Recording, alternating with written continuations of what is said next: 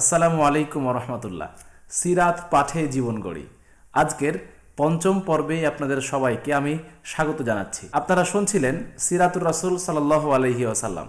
আমরা পাঠ করছিলাম মোহাম্মদ আসাদুল্লাহ আল গালিব স্যারের লেখা নবীদের কাহিনী ৩ অর্থাৎ রাসূল সাল্লাল্লাহু আলাইহি ওয়াসাল্লামের সিরাত থেকে।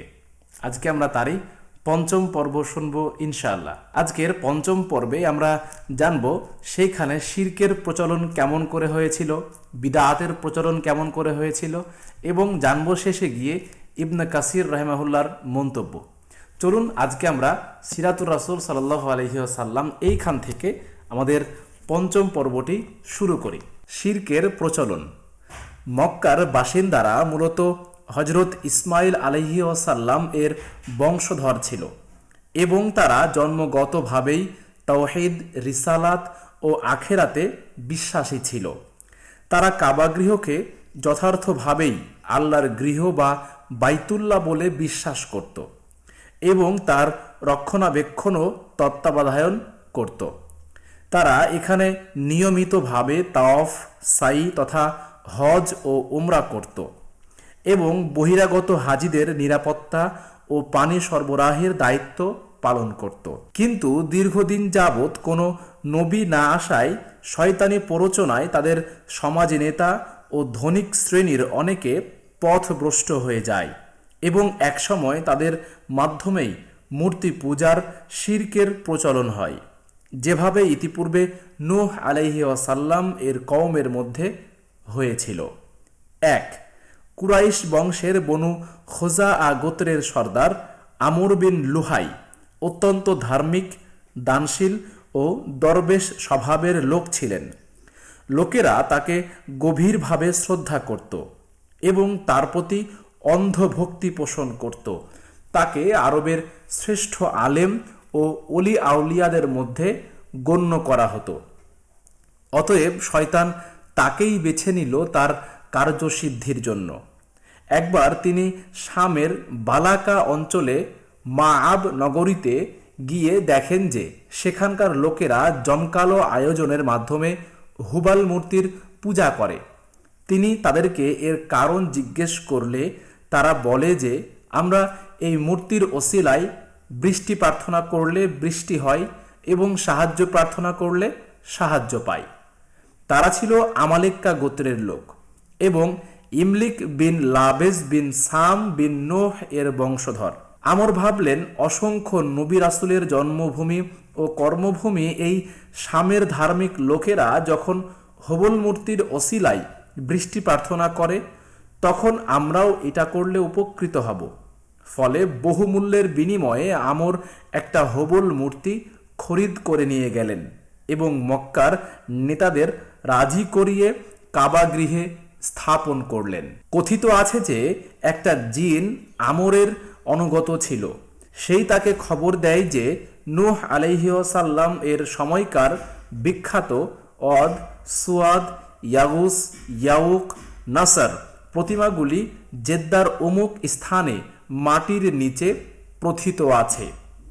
আমর সেখানে গিয়ে সেগুলি উঠিয়ে এনে তেমাহায় রেখে দিলেন। অতঃপর হজের মৌসুমে সেগুলিকে বিভিন্ন গোত্রের হাতে সমর্পণ করলেন। এভাবে আমর ছিলেন প্রথম ব্যক্তি যিনি ইসমাইল আলাইহি ওয়াসাল্লাম এর দ্বীনে পরিবর্তন আনেন এবং তাওহীদের বদলে শিরকের প্রবর্তন করেন।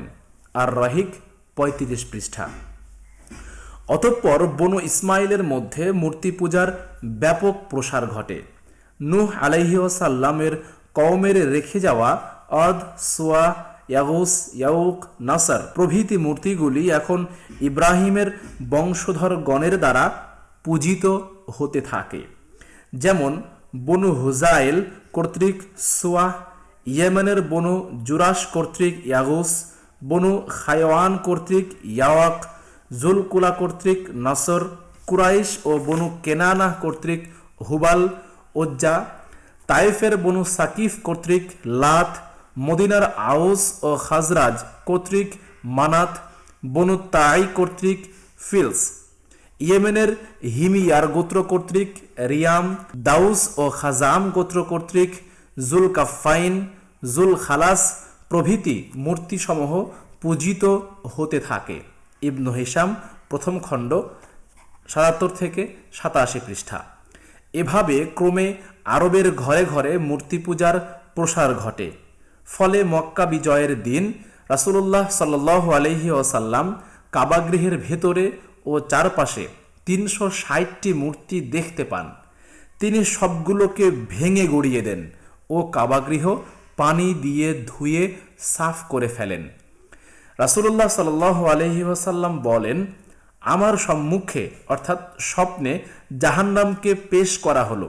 অতঃপর আমাকে দেখানো হলো আমর বিন আমের আল খুজাইকে। জাহান্নামে সে তার নাড়ি ভুঁড়ি টেনে বেড়াচ্ছে। এ ব্যক্তি প্রথম তাদের উপাস্যদের নামে উট ছেড়ে দেওয়ার রেওয়াজ চালু করেছিল, যা লোকেরা রোগ আরোগ্যের ওপর কিংবা সফর থেকে আসার পর তাদের মূর্তির নামে ছেড়ে দিত। ওই সব উট সর্বত্র চড়ে বেড়াত। কারো ফসল নষ্ট করলেও কিছু বলা যেত না বা তাদের মারা যেত না। ২. তারা মূর্তির পাশে বসে তাকে উচ্চ কণ্ঠে আহ্বান করত ও তাদের অভাব মোচনের জন্য অনুনয় বিনয় করে প্রার্থনা জানাত। তারা ধারণা করত যে এই মূর্তি তাদেরকে আল্লাহর নৈকট্যশীল করবে। সূরা জুমার ৩৯ নম্বর সূরা ৩ আয়াত। এবং তাদের জন্য আল্লাহর নিকটে সুপারিশ করবে। সূরা ইউনূস ১৮ আয়াত। ৩. তারা মূর্তির উদ্দেশ্যে হজ করত, তাওয়াফ করত, তার সামনে নত হতো ও সিজদা করত। তাওয়াফের সময় তারা শিরকি তালবিয়া পাঠ করত, যেমন লাব্বাইকা লা শারীকা লাকা ইল্লা শারীকান হুয়া লাকা তামলিকুহু ওয়া মা মালাকা। হে আল্লাহ, আমি হাজির, তোমার কোনো শরিক নেই, কেবল ওই শরিক যা তোমার জন্য রয়েছে, তুমি যার মালিক এবং সে যা কিছুর মালিক। মুশরিকরা লাব্বাইকা লা শারীকা লাকা বলার পর রাসূল সাল্লাল্লাহু আলাইহি ওয়াসাল্লাম তাদের উদ্দেশ্যে কদ কদ, থামো থামো বলতেন। এজন্যই আল্লাহ বলেছেন, ওয়ামা ইউমিনু আকসারুহুম বিল্লাহ ইল্লা হুম মুশরিকুন। তাদের অধিকাংশ আল্লাহকে বিশ্বাস করে অথচ সেই সাথে শিরক করে। সূরা ইউনূস ১০৬ আয়াত। ৪. তারা মূর্তির জন্য নজর নেওয়াজ নিয়ে আসত এবং মূর্তির নামে কুরবানি করত। সূরা মায়েদা ৩ আয়াত। ৫.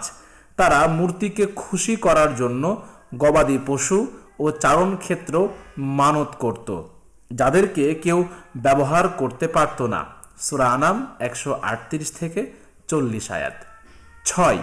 তারা তাদের বিভিন্ন কাজের ভালো মন্দ ফলাফল ও শুভাশুভ নির্ণয়ের জন্য বিভিন্ন প্রকারের তীর ব্যবহার করত।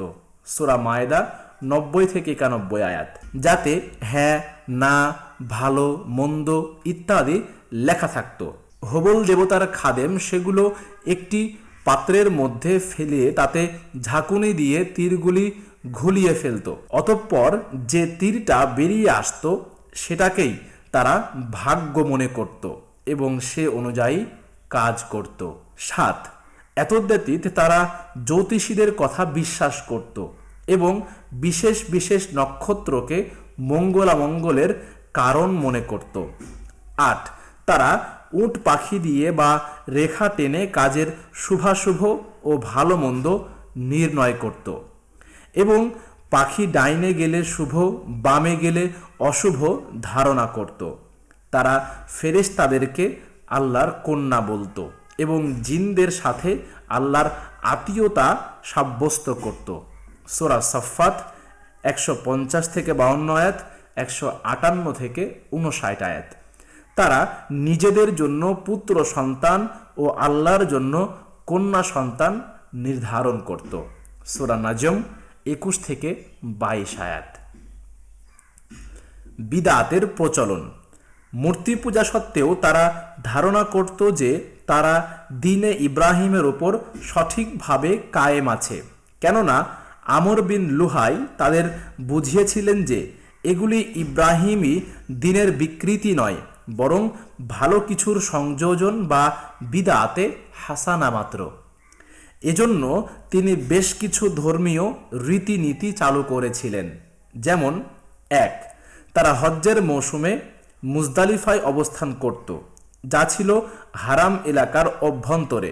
হারামের বাইরে হওয়ার কারণে তারা আরাফাতের ময়দানে যেত না বা সেখান থেকে মক্কায় ফিরে আসা অর্থাৎ তাওয়াফে এফাজাহ করত না, যা ছিল হজ্জের সবচাইতে বড় রুকুন।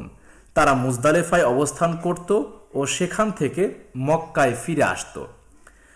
সেজন্য আল্লাহর নির্দেশ দেন, সুম্মা আফিযু মিন হাইসু আফাদান নাস, অতঃপর তোমরা ওই স্থান থেকে ফিরে এসো তাওয়াফের জন্য যেখান থেকে লোকেরা ফিরে আসে, অর্থাৎ আরাফাত থেকে। সূরা বাকারা 199 আয়াত। ২. নিজেরা ধর্মীয় বিধান রচনা করেছিল যে বহিরাগত হাজিগণ মক্কায় এসে প্রথমে তাওয়াফের সময় তাদের পরিবেশিত ধর্মীয় পোশাক পরিধান করবে। এটা তাদের অর্থনৈতিক স্বার্থদুষ্ট বিদআত ছিল। যদি কেউ আর্থিক কারণে বা অন্য কারণে তা সংগ্রহে ব্যর্থ হয়, তবে পুরুষেরা সম্পূর্ণ উলঙ্গ হয়ে এবং মেয়েরা সব কাপড় খুলে রেখে কেবল ছোট একটা কাপড় পরে তাওয়াফ করবে। এতে তাদের দেহ এক প্রকার নগ্নই থাকত। ইবনু আব্বাস রাদিয়াল্লাহু তাআলা আনহু বলেন, পুরুষেরা দিনের বেলায় ও মেয়েরা রাতের বেলায় তাওয়াফ করত। তাদের এ অন্যায় প্রথা বন্ধ করার জন্য আল্লাহ আয়াত নাজিল করেন, ইয়া বানি আদম খুযু যিনাতাকুম ইনদা কুল্লি মসজিদিন, হে আদম সন্তান, প্রতি সালাতের সময় তোমরা সুন্দর পোশাক পরিধান করো।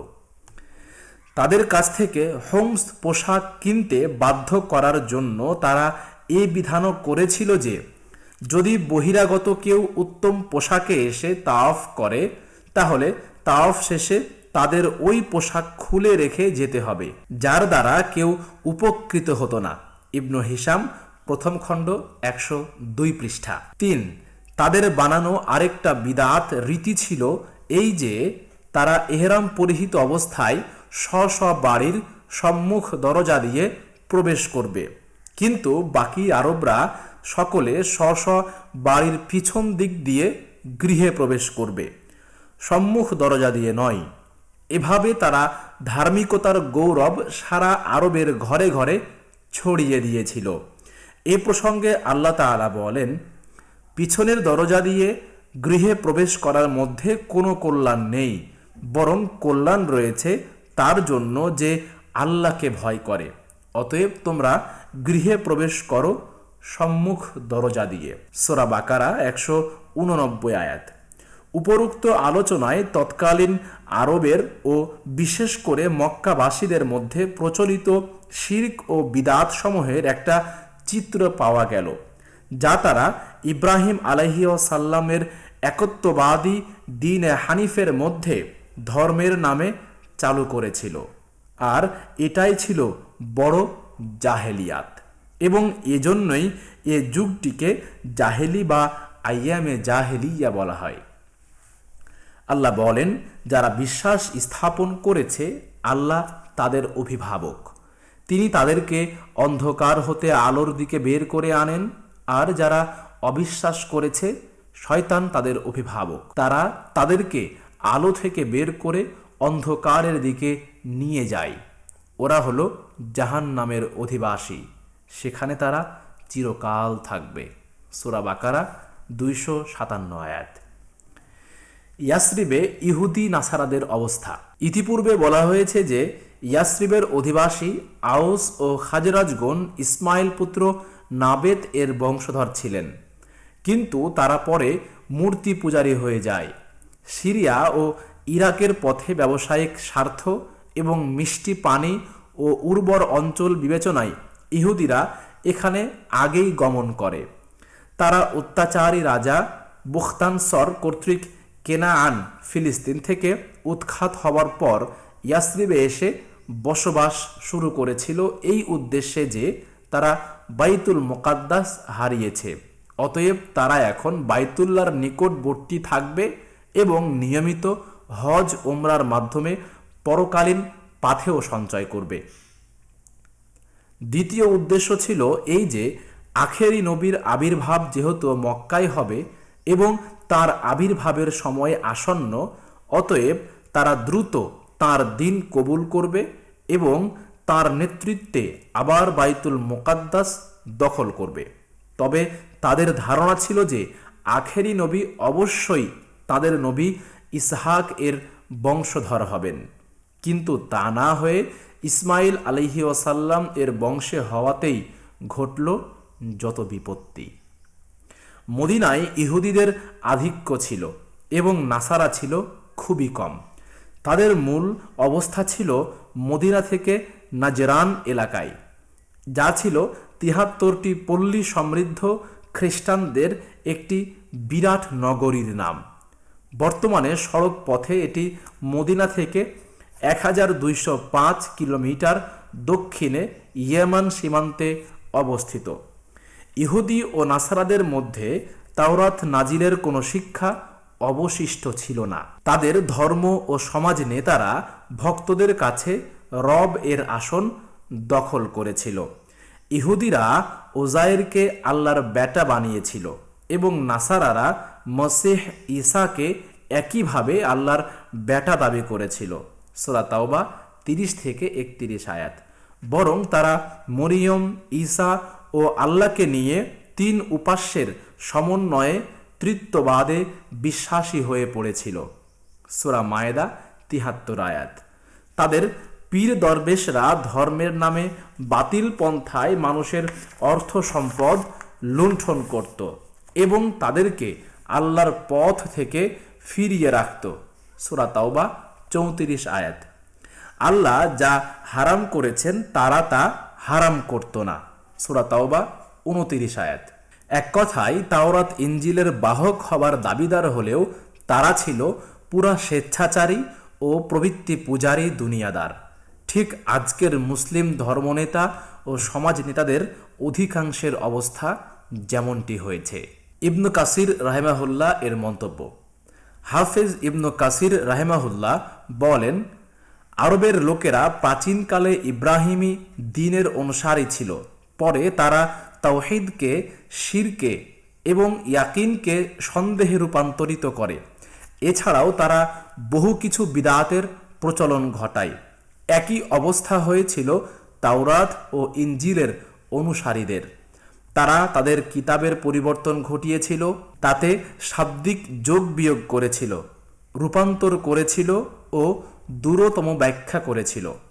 অতঃপর আল্লাহ মুহাম্মদ সাল্লাল্লাহু আলাইহি ওয়াসাল্লামকে প্রেরণ করেন পূর্ণাঙ্গ শরিয়াত দিয়ে, যা সমস্ত সৃষ্টি জগৎকে শামিল করে। ইবনু কাসির তাফসির সূরা জুমআ ২ আয়াত। এক্ষণে আমরা নবী জীবনের মূল আলোচনায় অগ্রসর হব ইনশাআল্লাহ। আজকে আমরা এখানে শেষ করছি। দেখা হচ্ছে, শোনা হচ্ছে পরবর্তী ৬ষ্ঠ পর্বে। ধন্যবাদ সবাইকে। আসসালামু আলাইকুম ওয়া রাহমাতুল্লাহি ওয়া বারাকাতুহু।